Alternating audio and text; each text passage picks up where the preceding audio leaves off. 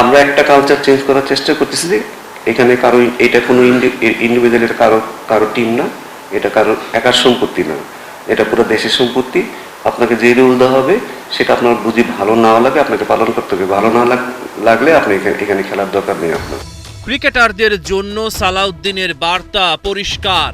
সহ অধিনায়ক শেখ মেহেদী যাচাই করে নিচ্ছেন কবজির পাওয়ার।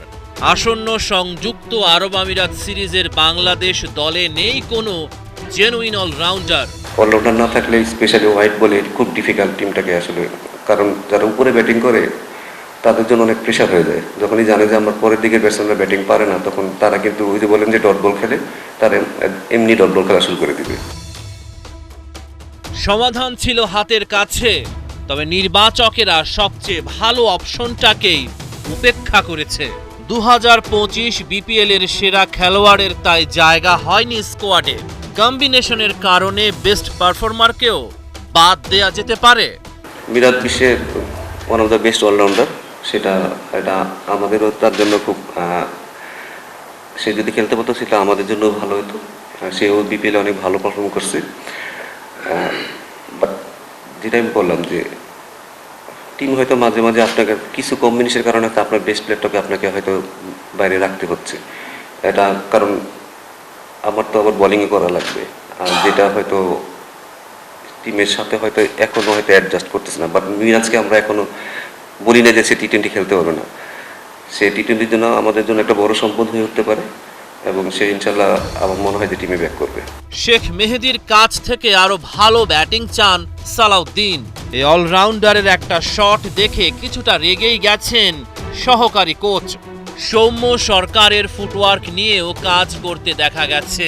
সালাউদ্দিন পরামর্শ দিয়েছেন নাজমুল শান্তকে। লজিক্যাল ওয়েতে ক্রিকেট খেলতেছি কিনা, আমরা মনে হয় মাঝে মাঝে লজিক ছাড়া ক্রিকেট খেলি। এক মাসের মধ্যে বাংলাদেশ জাতীয় ক্রিকেট দলের দুটি টি-20 সিরিজ খেলার কথা রয়েছে। পাকিস্তান সফর নিয়ে শঙ্কা থাকলেও আমিরাতের সাথে সিরিজ যথাসময়ে মাঠে গড়াবে। লিটন দাসকে টি-20 দলের অধিনায়কের দায়িত্ব দেয়া হয়েছে 2026 টি-20 বিশ্বকাপ পর্যন্ত। সালাউদ্দিন খুঁজে পেয়েছেন সাকিবের সাথে লিটনের সাদৃশ্য। স্ট্রেংথের জায়গা যদি বলেন, আমি মনে করি যে সে খুব ভালো টেকনিশিয়ান।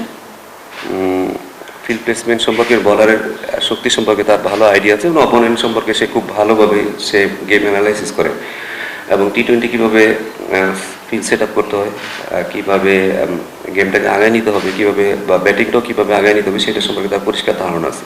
লিটনকে আমরা সবসময় একটু অন্যভাবে দেখি, কথা কম বলে, হয়তো আপনাদের সাথে হয়তো কথা কম বলে, বাট যারা কাছে থেকে মিশে তারা হয়তো তাদের সেই ভুল ধারণা হয়ে যাবে। যে ভুল ধারণা আপনাদের সাকিবের বেলায় ছিল, বাইরে থেকে মনে হবে যে অনেক কিছুই তারা হয়তো ঠিক মতো করে না, কিন্তু as a teammate, as a টিমের লিডার হিসেবে তার যতটুকু করার তার চেয়ে বেশি হয়তো সে করে। 17 মে শারজায় প্রথম টি-20তে মুখোমুখি হবে বাংলাদেশ এবং আরব আমিরাত। একই ভেন্যুতে দ্বিতীয় ও শেষ টি-20 19 মে। রহমান পেয়ার, 71।